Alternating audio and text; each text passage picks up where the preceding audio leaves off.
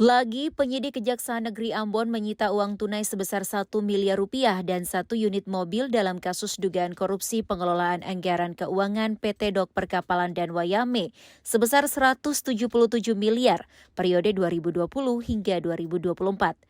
Uang senilai 1 miliar rupiah yang disita baru diserahkan manajer keuangan WAL pagi tadi, sementara 1 unit mobil diserahkan supervisor kasir inisial NR.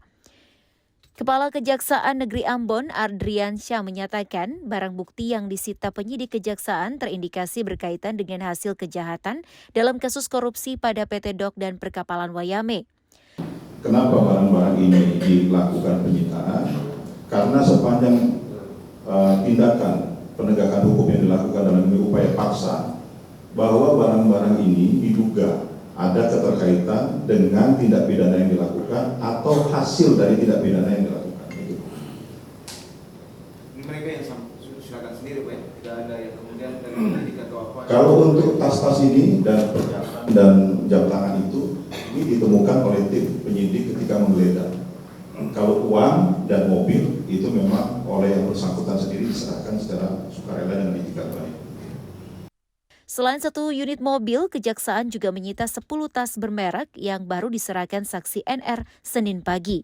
Keterangan pers barang bukti hasil penyitaan selama beberapa hari dalam pekan ini disampaikan langsung Kepala Kejaksaan Tinggi Maluku Agus Sunanto, didampingi Aspidsus Triyono Rahyudi dan Kejari Ambon Adriansyah. Senin pagi. Dari hasil penggeledahan pada Jumat pekan lalu di kantor PT Dok dan Perkapalan Wayame, penyidik Kejari Ambon menyita sejumlah dokumen dan 1 ponsel milik Direktur Utama, SR.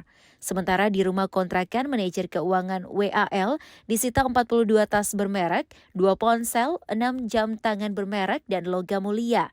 Sementara pada hari Sabtu sore, penyidik menyita 1 mobil mewah milik WAL di sebuah garasi perubahan Kanawa, Desa Batu Merah. Mobil bermerek Hyundai berkelir merah tersebut baru dibeli oleh WAL.